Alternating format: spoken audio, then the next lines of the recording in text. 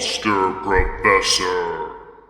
Welcome to the Monster Professor, a show in which we discuss and explore monsters in literature, myth, film, games, folklore, culture, and beyond. I'm your host, Josh Woods, author, editor, professor, and monster expert.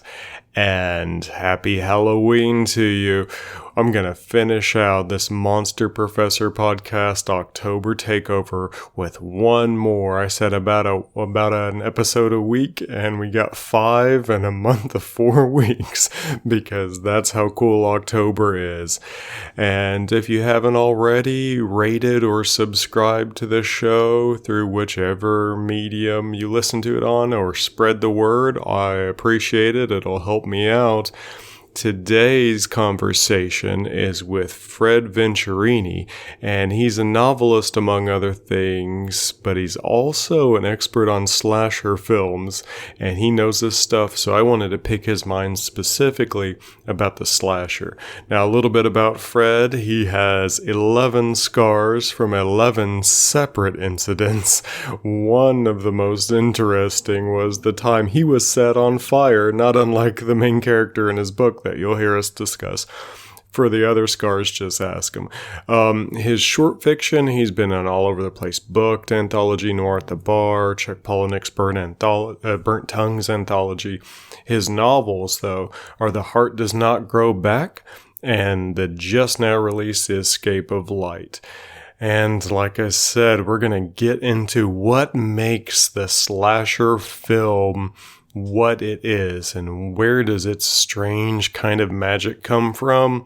I hope you enjoy our answers to this and the conversation itself. So here we go with Fred Venturini.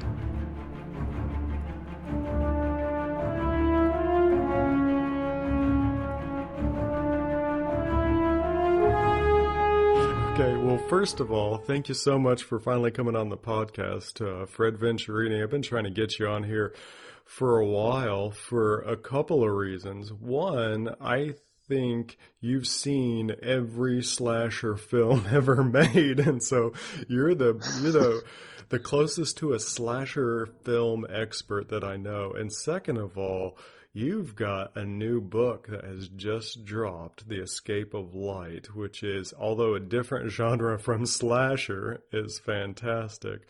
So maybe we'll start a little bit, let everybody know a little bit about this new book that's dropping, and then let's get into slasher films. So thanks for coming on the podcast, and tell me about Escape of Light, if you would. Yeah, well, first of all, I appreciate the invitation, and you said I kind of watched everyone when you mentioned you wanted to do this. As you well know, one of the things that delayed me is I kind of wanted to rewatch every one of them.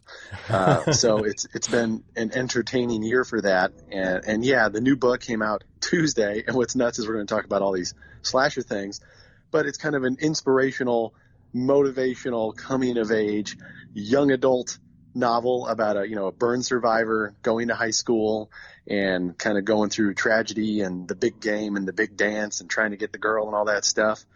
But I think there's demographic crossover. I think the type of person who likes young adult fiction in today's book landscape is still the type of person who enjoys horror movies and slasher movies. And I remember saying, what is YA? Because we were talking about positioning this new book as young adult. And what's nuts is, agents, editors, they really don't have a definition. It's like the one thing that stood out, young people are fascinated with death, which I think really speaks to the revival of horror, the popularity of horror in general. And then when you look back at kind of the inherent darkness of something like Hunger Games and Twilight and all those kind of post-apocalyptic young adult novels, now we're into kind of the realism young adult novels like The Fault in Our Stars, and this one's about a burn survivor. I like to think of it as an old, the movie and book Wonder. It's kind of an older Wonder. Yeah. So that's where the book is coming from. But, like every other 39-year-old novelist out there, I grew up with Stephen King. I got the dark side to me. This is a light side book, and I think we're talking about the dark side here today. So I appreciate being on to kind of exercise the demons a little bit, because the last year has been, young adult, motivational, inspirational Fred Venturini, as you well know, I like to skirt the other side of the spectrum there. Yeah, you definitely have a dark side, especially if anybody knows about your earlier stuff. Well, you had a nice balance. The Heart Does Not Grow Back is the first major novel that we know from you, but we've also you were involved with Chuck Palahniuk's stuff, such as his Burnt Tongues anthology, and yours, and even in Surreal South, you were in there. So you've got some dark and brutal stuff when you want to get into it, man. Yeah, yeah. Well, and I'm starting to think, what is the brand? How would an audience for this book enjoy my return to darkness and my plans for a slasher novel? Respond to that. And what editors and agents tend to say is, well, you take a genre and you always seem to do something interesting with it. So if I did, if you call The Heart Does Not Grow Back a really weird, dark superhero take, which Joker just came out, and I'm like, if that works as a film, that's like my book should work as a film, because it's a very dark, weird superhero take, and this one's a young adult take that kind of does something different with the genre. For one thing, you don't see happy endings in YA novels, and I try to at least have I tried to stick the landing there, and I still tried to bring, an edgy voice to it. And so that seems to be the brand that I'm doing that allows me to kind of do the kinds of books that I want to do. I don't want to get stacked up as a YA author or a horror author or a transgressive author or any of that. I just want to, hey, that's a good idea. Let's work on that. So. Yeah, I think your style mixes that up quite well. It's like your book could beat up John Green's books. like it's maybe in the same arena, but yours is a bit tougher. I think something along those lines. If my books beat up his books, I hope they take his lunch money, because there's a guy who's got plenty of it. I don't know if the pockets are big enough in anybody's pants to take his money. So maybe we should just jump right into slashers, because this is Halloween time. I think if you're listening to this as it releases, it's about the day of Halloween. And so what better thing to jump into than slasher films? I know some of them, and I have some ideas, but I think I have more questions than answers, and I think you're my man for answers. So, maybe we could start with, what are your thoughts on what makes the slasher film, and what makes the slasher film different from, say, another type of film with a killer in it, like, I don't know, Silence of the Lambs or something, versus, Friday the 13th. So what makes a slasher film? So, yeah, and here's the thing. I'm a self-proclaimed slasher expert only because I grew up with them, I've watched them, and I tend to have interesting discussions about them, and I really am kind of a purist. So you mentioned Silence of the Lambs, which I'll probably mention later when we talk maybe about point of view. Definitely not a slasher.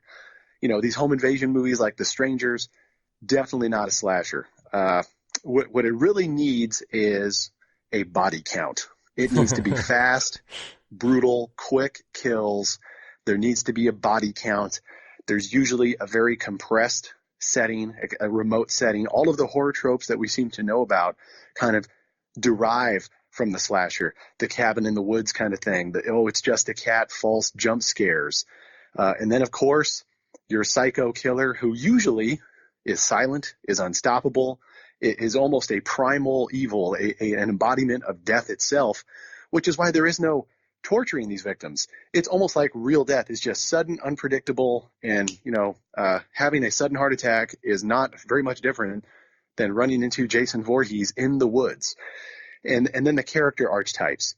You have a cast, and we know all the tropes. Okay, they're all dead. Here's our final girl candidates, right? So, and the reason these tropes are so ingrained is because the slasher genre kind of encompassed the entire horror genre in the late 70s and 80s. What did I say? One setting? Yeah. That means it's cheap to make. You don't need name actors. You need no names who are going to take their clothes off and just get killed or have one or two scenes. So sometimes you strike gold, like the final chapter, Friday the 13th, the final chapter, Crispin Glover as a side character. I mean, you strike gold with that, right? So that generally to me is that lumbering psycho killer that's almost unstoppable, body count, fast, brutal kills. And you got to check off a few of the boxes. even if you're going to play against the tropes, they've got to be in there.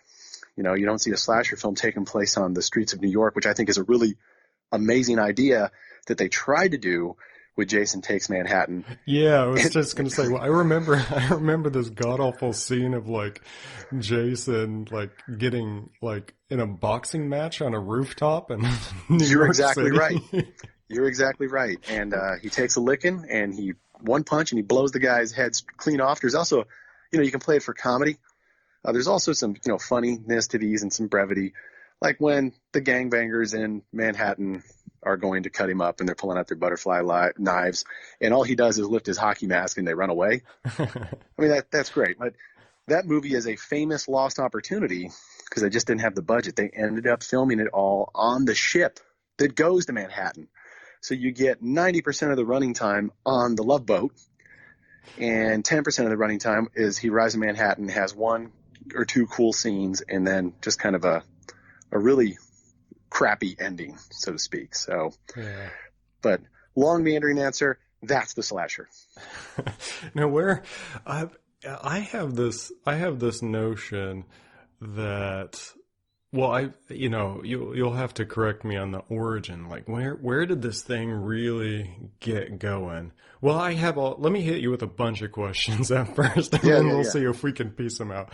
Because I want to know, like, where this came from. What are the origins? I want to know, like, why we love them so much, or if they mean something, like what do they mean? And maybe they don't. It's just that we love them. And then I want to spend a little bit of time, if we could, like piecing apart the killer in the slasher as a monster. So maybe we should start with the origins. I happen to, when I finally discovered pretty recently John Carpenter's original Halloween movie, I was just blown away at how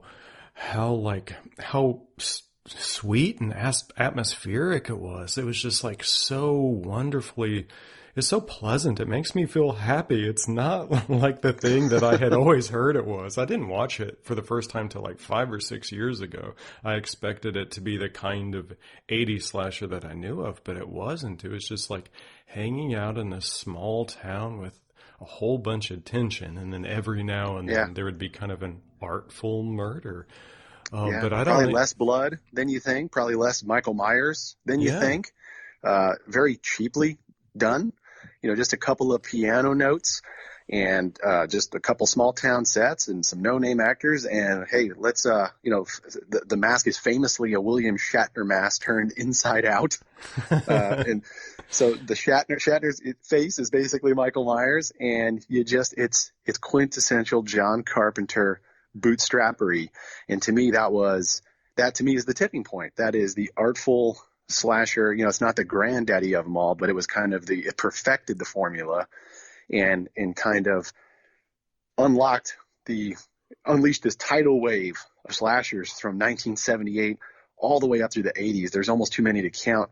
And like I said, it encompasses almost the entire horror genre of, your VHS trips in the late 70s and 1980s. And I was one of those kids going and stacking up all these crazy horror movies with these crazy covers, and they were all slasher movies, every single one of them. So yeah, I think that's the tipping point. Now, if you're asking about origins, I did a deep dive into what I always thought, and I still think, 1974's Black Christmas is the first kind of pure slasher, the one that really kind of meets the definition. So, you're watching it again. It's not my favorite. It's kind of slow moving, but all of the staples are there. The point of view shots from the killer, the nihilistic type ending. They never explain the killer's motivations. He's just there to kill one after the other. Compressed setting of a sorority house. The calls coming from inside the house kind of trope is there. So to me, that's the first slasher, and it's closely related to Halloween because Bob Clark is the director of Black Christmas, who's also the director of A Christmas Story, which is a fun yeah. So the guy who directed A Christmas Story, which is going to run 24/7 for the next few months, also directed and created Black Christmas, and kind of maybe not invented, but started to perfect the monster of the slasher genre, and had a conversation with John Carpenter, who says, I love Black Christmas. Are you going to make another one? And he goes, I have an idea, where the psycho goes back to his hometown on a totally different holiday, and I'm going to call it Halloween, and he's going to keep the holiday theme. So John Carpenter, of course, a few years later, what happens? He makes Halloween. And I know there's some Bob Clark quotes out there saying, look, an idea, and this is true, and more people should be like this, an idea is not a movie. It was a quick conversation with John. He made it, go with God. He really has no, how can I say, ill will or anything. There's no, he stole my idea or anything like that. In 4 years between movies, obviously there was plenty of opportunity to kind of do his own Bob Clark take on Halloween. Yeah. But that's why I think that Black Christmas is probably the tipping point for the beginning of the subgenre. Now, before that, there was I think I told you about this, a great Joe Bob Briggs deep dive on something called Blood Feast, which is maybe the first gore movie. And it's kind of slasher-y. It's got one person killing again and again for a ritual sacrifice, and there's a lot of gore, and it's a very old movie. But I don't think it's a pure slasher. The guy's a character. His motivations. It's more, I think, giallo than slasher, and that's another one. The best slasher movies of all time has a bunch of Italian giallo movies on them. To me, that's its own subgenre. Black love, point of view shots, the bright colors, all that stuff. To me, they're not slashers. So I draw the line there. What about Psycho? Like, some people have told me Psycho's the first slasher, and just never felt like a slasher to me, although there's this slashing and famous slashing in it. Yeah. I don't know. Well, what's your take on Psycho, on Alfred Hitchcock? Psycho's not a slasher. It's not a pure slasher movie by the definition of the subgenre, because the main character is Norman Bates, and you know why he's killing. And look, it's a great movie. It's a scary movie. It's a dramatic movie. It's a seminal movie. But if it was a slasher, we wouldn't know much about Norman other than the fact that he's showing up every 10 minutes or so. And that's usually the average. Every 10 minutes, there has to be a kill. That's the formula to kill somebody quickly for no reason. It's like, but we know his motivations. We know that he's psycho, and he's way too much part of the movie for it to be a slash movie. Yeah, so with that beginning of Halloween, man, Halloween was just so good. I can't get it out of my head. Like, he made that off of no money whatsoever. You get this sense that you're in this fictional town in Illinois, Haddonfield, Illinois. It feels like fall, even though he was shooting this thing in the middle of like summer in California when they were just blowing leaves around and gathering them back up. And you think, well, they're really just a bunch of not a bunch, just a few film students, like each one doing 20 jobs. Like, how in the world did they get Donald Pleasance, who did a fantastic job? And I remember some interview saying with him, he said the only reason he did it is because his daughter forced him to, because she loved John Carpenter's soundtrack and Assault on Assault on Precinct. Precinct 13. 13, yeah, that's what it was. And so he kind of got just pressured into it by his daughter. And so this magical thing happened. But then, you're right, man, it just blew up. And so from there, after Halloween, the Michael Myers, what would be the kind of the iconic slashers you'd name from there? We talked Friday the 13th, Jason. What else would you have in mind? So, you have the unholy trinity that everybody recognizes. You got Michael Myers, you got Jason Voorhees, you got Freddy Krueger, right? There's your Mount Rushmore. And to me, there is no fourth spot. It's those three. Someone like Leatherface is like, and no, not the same. So, there's your first three. Then you kind of have your second team of slashers, and you can throw guys like Chucky from the Chucky movies in there, or Candyman, and the Hook guy from I Know What You Did Last Summer, or Ghostface from the Scream movies, right? But it's those three, and you have Halloween in '78, and then you have the original Friday the 13th. And I think 1980, and then Friday the 13th Part 2, which to me is, everybody, oh, the original. No, part two has Jason. It's a very human Jason. It's a very grounded and scary movie. And so the way I kind of break it up is I look at foundations, right? And I think you saw some of the capsules that I shared with you. You have your foundational movies like Black Christmas and Halloween, and to some extent Texas Chainsaw, and then your Friday the 13th Part 2. Then I have a whole subset of kind of the peaks. They kind of laid this foundation to then have, I don't know, the highest and best realization of the characters, if that makes sense, in some of the later best sequels. You couldn't have the best at first. You kind of have to lay a foundation and have the best ones later. Yeah. If you know what I'm saying. Yeah, and you're bringing up Leatherface and Texas Chainsaw Massacre, and that was really cool. But that, as you're pointing out, that's not entirely slasher. It's a little bit different. Like they get like stuck and kidnapped, and there's some amazing scenes, but it doesn't feel quite the same as that like killer coming into the safer or ordinary world as you get in the others.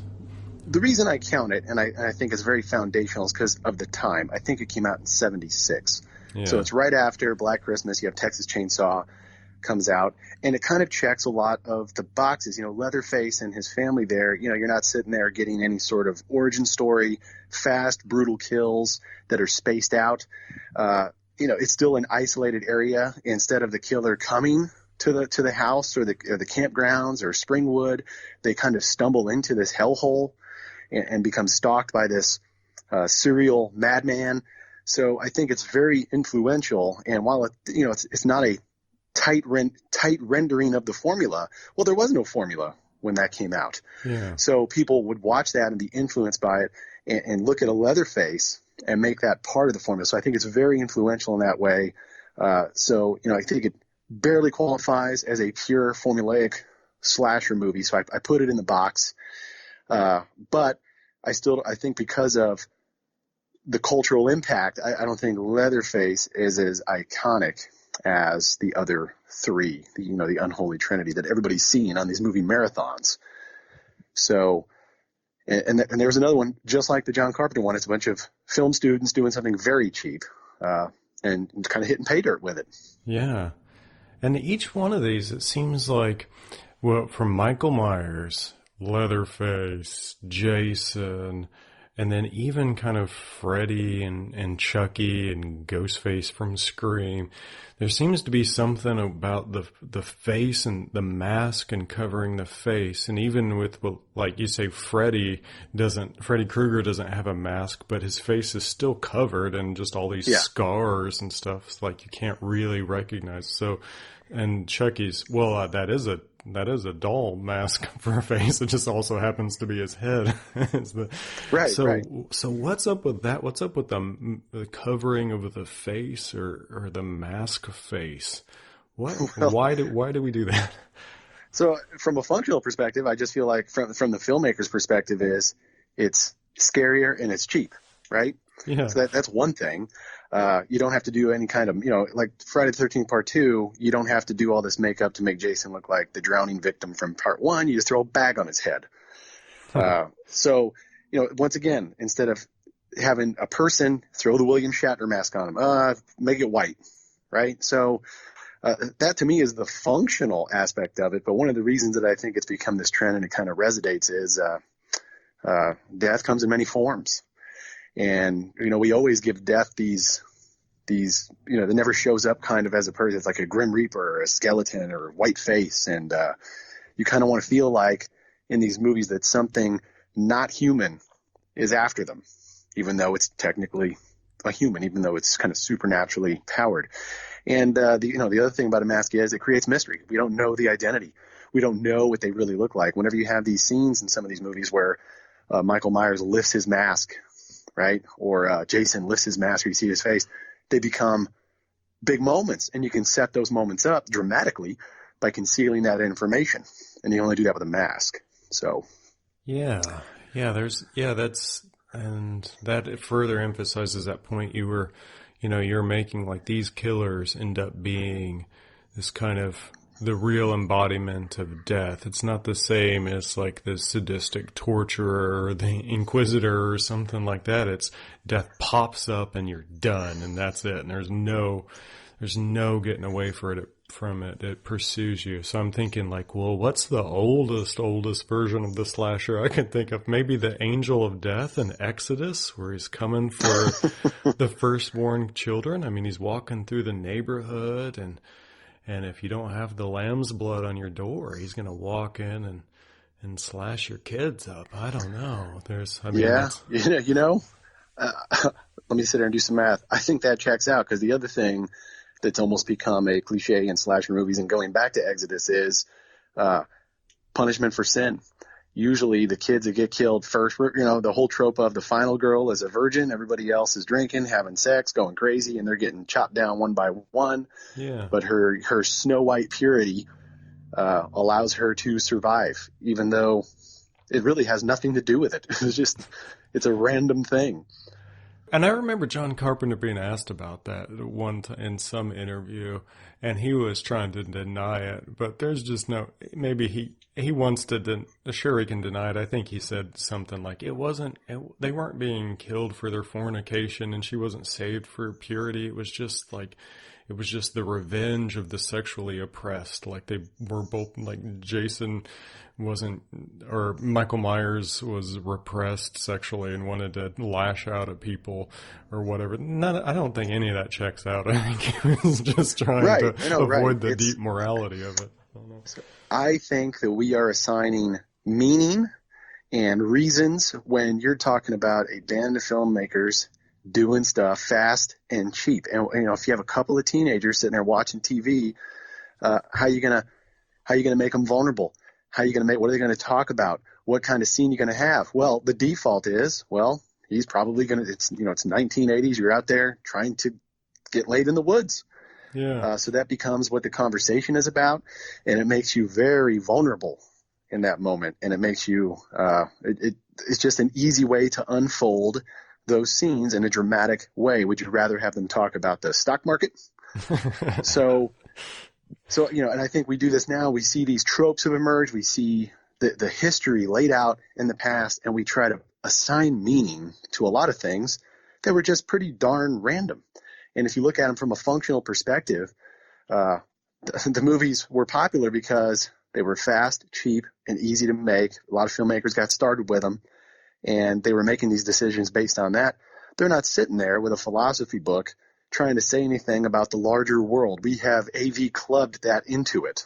So yeah, you're right. And we got to see a pretty coherent tradition emerge in just a handful of decades in an art form, which maybe leads me to this other I have a feeling I already know what your answer is to it, but I'm going to throw this one at you anyway.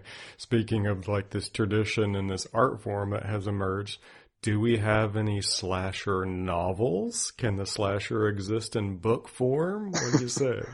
I didn't look hard. I've never really read what I perceive to be a slasher novel. And I looked around in preparation for writing this article or talking on this podcast.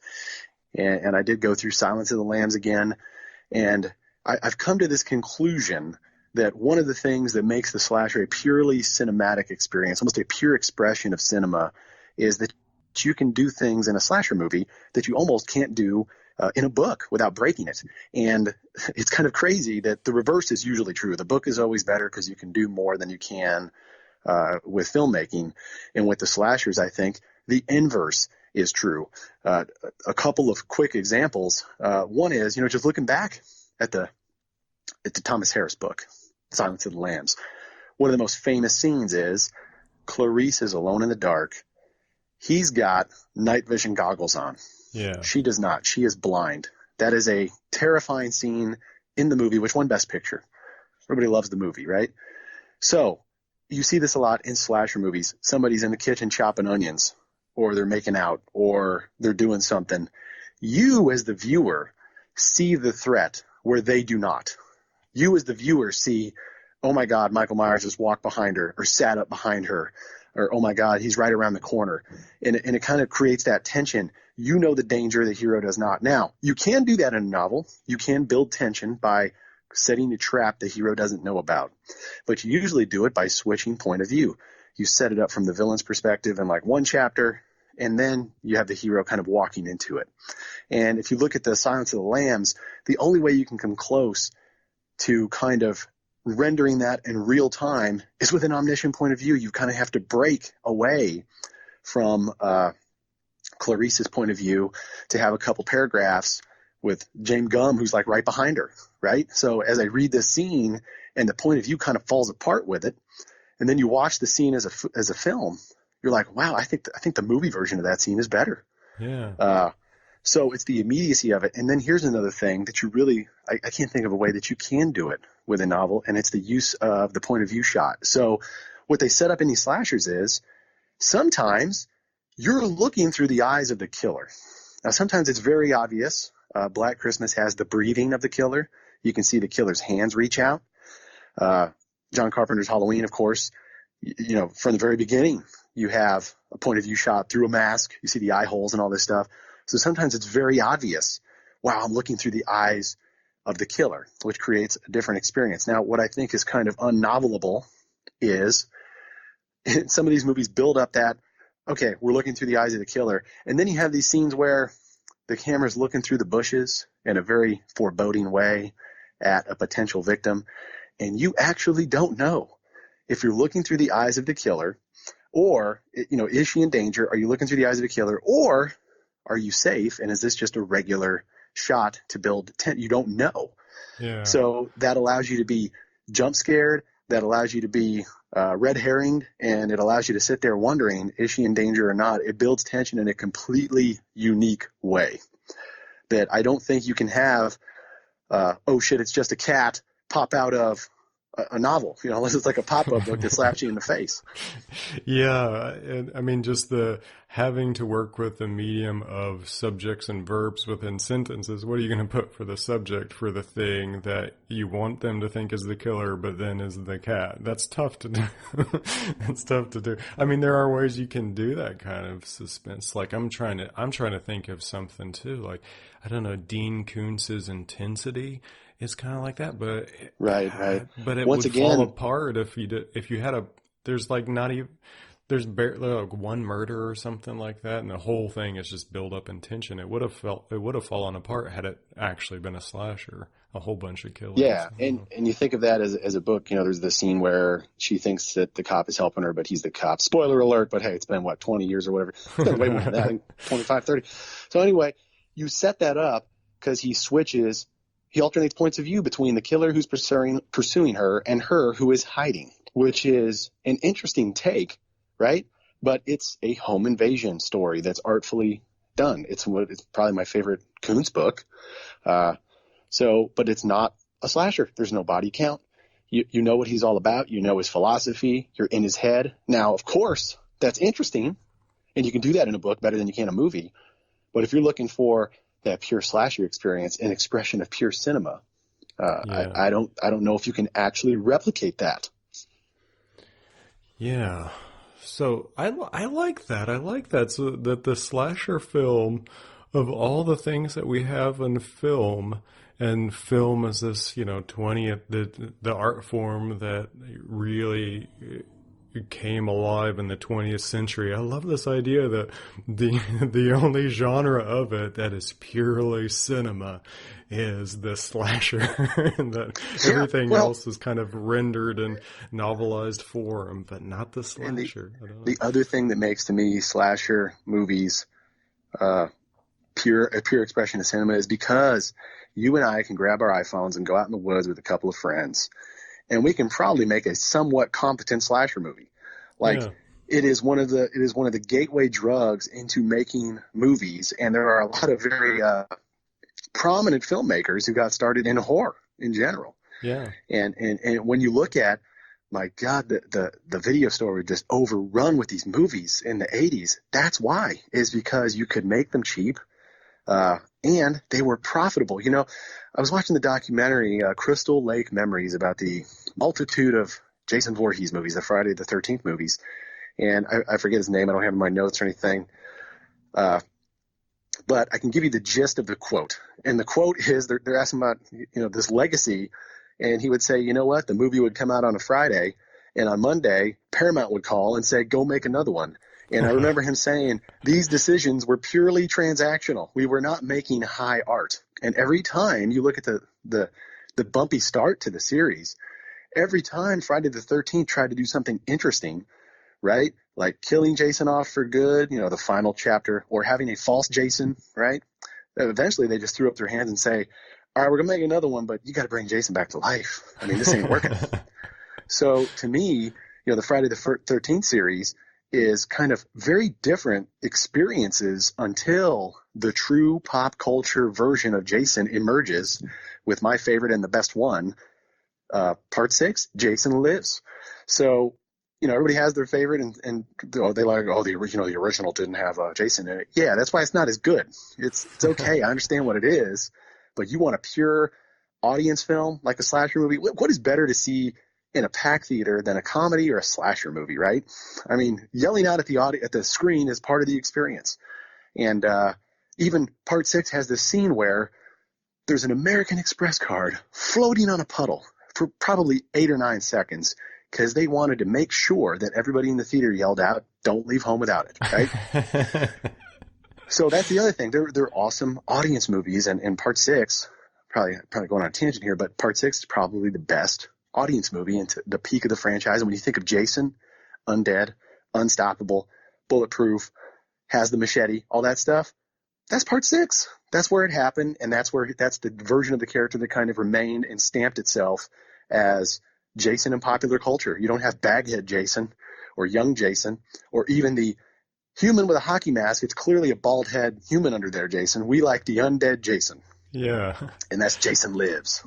Yeah, I like that. That other aspect of the slasher being essentially a cinematic genre is it is a really communal thing. Like it's, if something's not right about watching a slasher by yourself, or maybe something's not right about you if you watch slashers by yourself. But when you're in a room full of people or in a packed theater, that seems about right. And there's something that harkens back to some of those original, like really old rights or some of the, I don't know, the drama in the BCs, that it's either like comedy and satire or it's some sort of terrible tragedy. So something about this, like we all love to laugh at something and be freaked out by something simultaneously together as a community. Yeah. I don't know. And survive something. We walk out as survivors. We walk out more knowledgeable than the victims. And the other part of the audience experience, Ebert used to call movies like this bruised forearm movies, because your date would grab your arm and squeeze it during all the scary parts, right? So even if it's just this is the time of year for it. You watch a slasher movie with, your date, your wife, your girlfriend, and they're sitting there freaked out. And it's part of, let me show you that the male archetype. I'm not scared. I'm a protector. Squeeze my arm and I will laugh at the murders while you shriek and can't look at the screen, right? So that again goes into the audience aspect of these films. Yeah, man. So we're already about 40 minutes in. I can't believe this. So maybe we could just jump. Could we jump through some of what you think are some of the peaks and valleys? Like where was the slasher done fantastically, and then where did it just bomb out entirely? What are some of those? The thing about, if you go through the Shudder library, and to me, it's very hard to find a really great horror movie, let alone a really great slasher movie, right? And you got to take time and everything else into context. As an aside, a friend of mine watched Escape from New York the first time and was like, oh, the special effects sucked. I was like, that's because it was East St. Louis. Carpenter was bootstrapping that. You have to understand the context, right? So, and if we are going long, I'm more than, if you can do this in 2 parts, if there's anything else to talk about or anything like that, certainly happy to do that. But this is what I like. We talked about the foundations, and I don't love Black Christmas, and I don't love Friday the 13th. Part 1, or really love part 2. And I don't really love the original Nightmare on Elm Street, even though I think it's maybe the best made one, right? I think when you're looking at the peak of this subgenre, you have to go into some of the sequels or some of the, maybe even the lesser known ones. But, I just mentioned Friday the 13th part 6, Jason Lives. Jason is reanimated. He's unstoppable. The kill count is huge. The cast is likable. He's got his own Dr. Loomis / adversary / hype man, Tommy Jarvis, who is an adult now. And he's played by Tom Matthews, who was in Return of the Living Dead. So he's just very, innocent and energetic.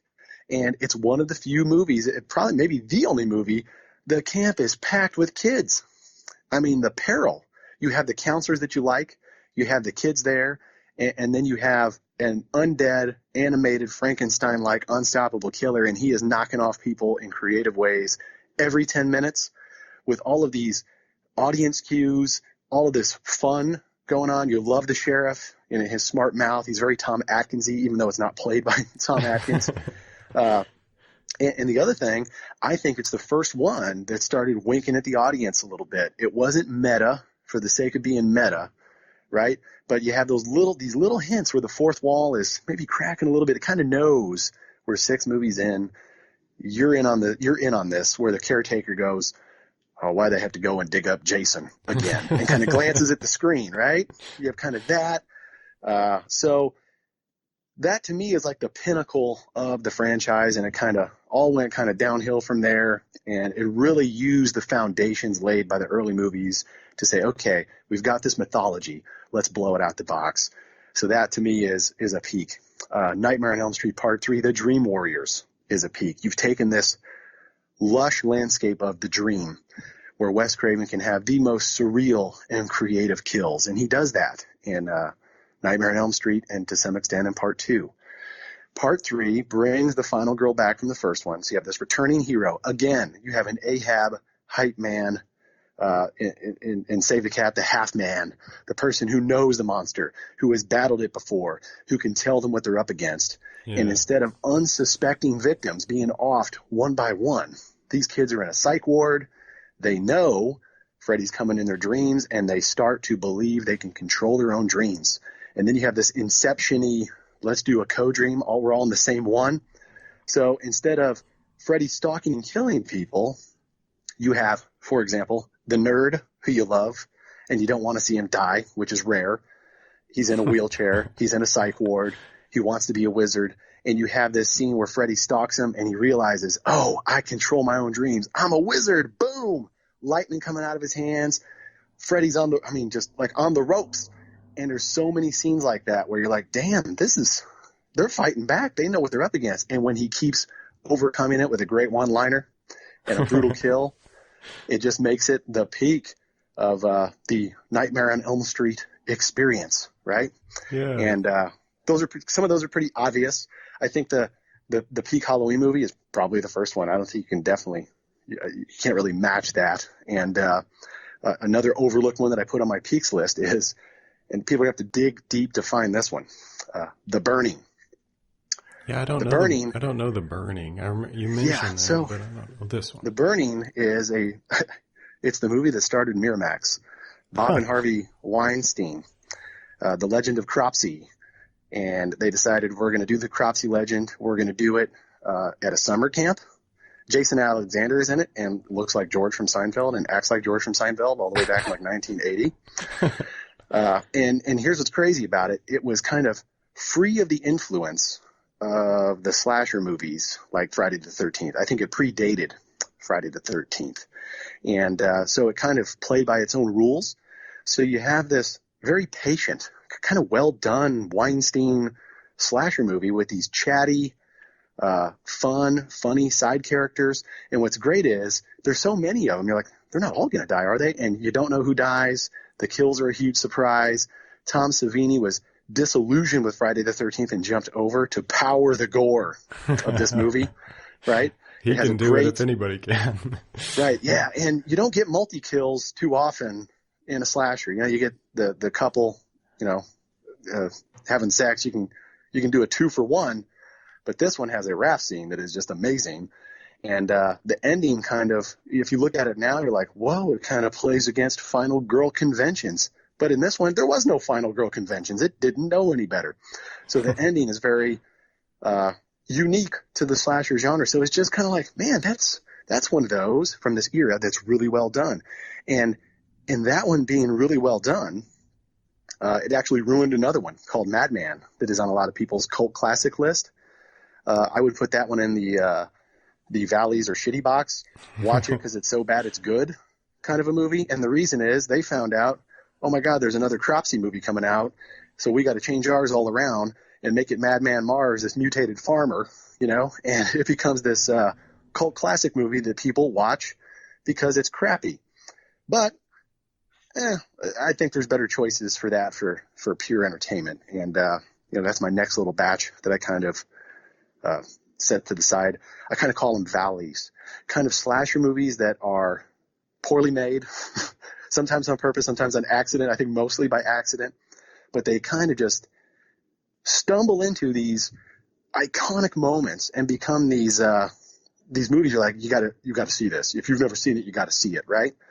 So Pieces is one of those. I love the tagline. It is what you think it is, right?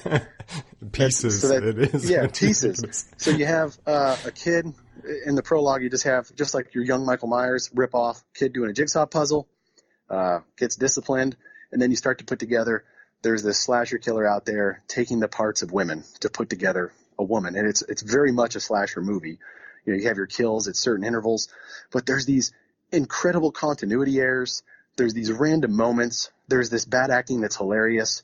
There is a kung fu scene where they just get aggressively attacked by a kung fu fighter who then comes to his senses and says, I must have had some bad chop suey, and walks away. Unresolved plot point, right? And the ending is just, I don't know. It was almost like you're sitting around, what would be the craziest, most nonsensical thing we could do? Well, let's do that. So that's one of those so bad it's good picks for you. I put Sleepaway Camp in that one too. A lot of people know the plot twist of that one, but and you look at it, it's kind of generally well done. It tries to give some pathos and everything, but it's just kind of a hot mess the entire way through until you get this final shot that has made the movie a cult classic and famous, and they tried to spawn a series off of it that just didn't work once you had this twist that you've used up. And trust me, there's no shortage of so bad it's good kind of slasher movies out there. The great majority of them are bad and poorly paced and poorly acted and poorly made. The reason being, what have I said repeatedly? They're cheap, easy, and profitable to make, and the 80s is just peppered with them. So to me, it just makes the big boys stand out even more because they had some budget, they had some mythology, they had fans. They're anti-heroes at that point. Yeah, and I'm curious what you think about, because you'd brought up some of these that are meta, and so my mind's going a couple places for those, like slasher films that they get this trope that has been established through the late 70s and all through the 80s and early 90s. They get all the tropes, and yet they still want to make a slasher film, but they also want to be aware that they get it and that they know the audience gets it. And so slightly more, not that recent anymore, but one tried to do comedy before it got real into its own version of the slasher, which was a like Behind the Mask, something about Leslie Vernon, and that was surprisingly good, but really that came after Scream. And so I'm curious what your thoughts are. Like, where does Scream fall for you? So Scream, I think I have in my peaks, right? Because Scream kind of revived the slasher after it kind of just, okay, VHS is kind of done. We're kind of burned out on these. Wes Craven comes back and revives the genre again in, I think, 1996 with Scream. But this time, the characters knew all the rules, right? So to me, it's really not, it's not the definition of like meta. It's just a more knowledgeable cast that makes you as an audience member more vulnerable. You used to empower yourself as an audience member because you knew more than them. You knew where the killer was. Yeah. You knew you shouldn't go in there. You knew not to say, I'll be right back. But now they know it too. And all of a sudden you're like, oh, I'm with them, right? And if you watch it, oh, it's meta, meta, meta. No, it's not. It kind of just is a slasher movie with brutal, fast knife kills, very brutal murders. It's very grounded. It has a very logical reason for the killer seeming to be in two places at once, right? Which we see in a lot of these movies. Yeah. It has a little, the mask serves as mystery, serves as fear, but it's very standard. There's a body count. It's every 10 minutes someone's dying. And it just, that little meta piece kind of just adds an element to it, right? Because I don't like the pure meta slasher that's like, we don't know how to make a horror movie, so let's just make fun of horror movies. You can't play it for comedy, for pure comedy, and like call it a slasher movie. Now, I think Leslie Vernon stands apart, right? And the reason being, think of the last 30 minutes of that movie. It was a creative way to get your guard down and unleash a really unique and creative slasher third act with a different type of context and a different type of stakes. Yeah, I wasn't ready for it. I'm kind of ruining it for anybody who hasn't enjoyed it. But I thought it was just like, the Christopher Guest version of a horror movie. Like it was a cute, like mockumentary for a while. I was not ready for it to, in the third act, turn full on scary slasher movie, and it's good. It's really good. So, and that brings me to my next point. I think if you want to make the new modern slasher, and you see some of this, you've either got to go back to your roots and just make a good one like they're trying to do with the Victor Crowley type movies. But we are so burned out on that. Then your other avenue is, let's make it funny or meta or add these crazy twists to it, like Ruin Me on Shudder, which I did not like. The Furies is interesting, but it's basically Hunger Games with slashers. You're kind of missing the point there. You can't just make a comedy. Tucker and Dale versus Evil is not a slasher. It's a comedic love letter to the subgenre, yeah. But it's not a slasher. Leslie Vernon is a really creative way to take the subgenre as the foundation and build something surprising on top of it, right? Yeah. And I think that's the move now. And that's why, my own, if you're like, Fred, you're into all these slashers while you're watching all these, my own personal idea, the only way I can really pitch it is, and this is not meant to be meta, it's meant to be grounded. Imagine Halloween as an 8-hour Netflix series called Haddonfield. Why are people still in these places? He comes back every few years. He's obviously supernatural. He murders you while you're at your kitchen sink. You know this has happened 5, 6, 7 times. Why are you still in Haddonfield? What is it like between the murders? What type of person moves there intentionally, right? Bring the humanity to the horror. And what type of plan do they have for the slasher? How can a slasher meet his match if a town is ready, with almost treating him as an active shooter and having these plans and saying, okay, well, you can't kill him, so it'll be like a shark. We'll just mark him and we'll go to these safe places and we'll get bust out of the town and all this other stuff. So I'm really playing with the subgenre as a foundation for, a horror novel that I'm envisioning as a prestige TV series. And I think that is nowadays how you're going to do something new with the subgenre if you're not just retreading it and going for nostalgia. So you have like Victor Crowley is going for nostalgia, and Leslie Vernon is building something unique, creative, and very good on top of it, whereas Tucker and Dale versus Evil or Ruin Me is missing the point entirely. So that's my take on the future of it. Yeah, well, like your vision of like the Netflix series Haddonfield, where it's taking that seriously and building off of that, that's solid gold, man. I'll buy that for $1. Well, yeah, I was out in LA and they're like, what are you working on? I was like, well, I'm rewriting a book, but then I got 25,000 words into this, and I call it He Returns. Just a classic slasher type title. And, the eyebrows are arching up. Maybe when you're done with that, maybe send it to me or just give me a 1-page synopsis of that. You can definitely kind of see it there. So, that's what I'm playing with. That's going to be my Fred Venturini take on, the classic slasher, to really focus on the town. And, I think one of the more interesting things you can do, in movies in general is something that, I can go for with material like this, is when you finally have that monster in the cage, right? That Hannibal Lecter's in the cage, or Jason Voorhees, you've trapped him in a cage, or that evil prisoner, you trapped him in a cage. When things get so bad, the hero has to say, I'm going to let you out. Yeah. Right? And then you go from almost, you have these elements of who's worse, Jason Voorhees or the people that he's killing in this town? Who's worse, the citizens of Haddonfield who have remained, or Michael Myers? And then I start to get into the thought, hey, this really plays into the themes of normalization, right? We're in the Trump era. We've normalized certain types of tweets and behavior. What is it like if you were just, I almost have this short film vision of you're walking down the streets of Manhattan and Jason Voorhees is slashing people and you're just walking over the bodies because that's it's like rain. He just shows up every once in a while and there's nothing you can do. And why are people staying in these rural towns? Are you trapped in Haddonfield because you can't afford to go anywhere else? You don't have the means, you don't have the skills, you don't have the talents. You're just trapped in Haddonfield saying, you know what? There's only like a 1 in 900 chance that he kills me next time. I'll take those chances. Land is cheap.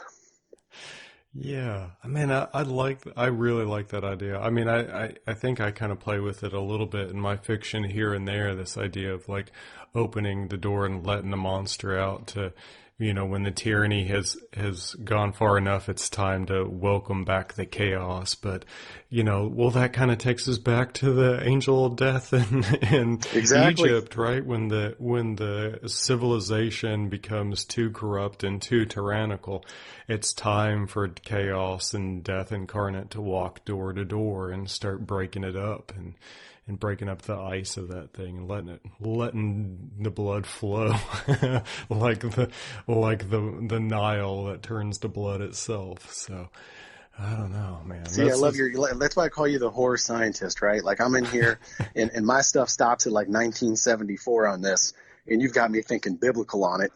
Right. And I love that idea because, as you know, from another one of my book ideas, basically I take small towns and I want to destroy them by the end. It's this thought of cleansing. And sometimes it's very interesting to cleanse with a dark force, Yeah. and really that 1 or 2 people who are left alive at the end of it, well, maybe they deserve to be alive or maybe they don't. I just, you play with those themes. But to me, an idea like that is not meta. It's grounded. Yeah. And to me, there's a difference. Pure meta stuff to me is breaking the fourth wall and talking to the audience. And they don't do that in Scream. And they don't do that in Jason Lives. And I don't intend to do that. But when you have so much nudge, nudge, wink, wink going on, like Cabin in the Woods, I have a really weird relationship with that movie because I understand, once again, that's one of those, I think it's a love letter, but I don't necessarily think it's a slasher. I think it knows what a slasher is, and it's kind of raising its glass to it. But it's too meta for me to kind of say, you're getting gritty with it, and this is a slasher movie, right? So I have a complex relationship with that one. Well, I tell you what, when your like Key Returns or your version of Haddonfield finally hits it big and is released on Netflix, at least people will know they heard it here first on The Monster Professor. They knew it was coming and going to be a big hit. Oh, yeah. I think so, well, if you're out there, just try and steal the idea. I'm almost done, but just like Bob Clark said something and John Carpenter made Halloween, if you want to go out there and make Haddonfield or do something different with it, you know me. I always think every artist has a different story to tell and no 2 stories are the same. So that's why I am speaking freely about this exciting slasher idea, which will give me another excuse to come on here and talk about slashers in a couple of years probably. But every time Halloween or something rolls around and you want to chat about this stuff, the memories aren't going anywhere. Well, man, this has been an awesome conversation. I really appreciate it. And so maybe we can wind up with people hearing about you for the first time. Where should they go to find out more? Say they want a copy of your newest book, Escape of Light, or they want to find out more about what you're up to. Is there a newsletter? Where should we send them to find out more about Fred Venturini? Man, first and foremost, you can always, I have a very unique name. You can just Google the name, right? Fred Venturini on Twitter, Fred Venturini on Facebook. I got a Facebook page, but really, Fred at fredventurini.com. If you want to email me about slashers or you want anything else, just to talk shop, talk about the books, anything like that, I make myself available. I am not so big that I do not respond to everybody.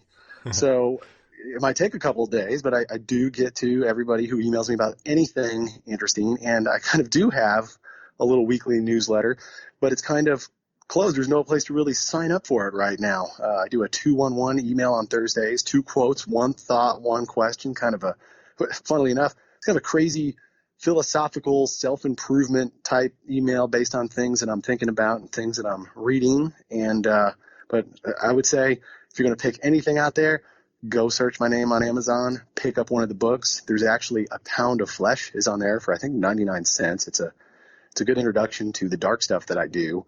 It is a long short story or a short novella, whatever you want to call it. And it's my take on a home invasion story.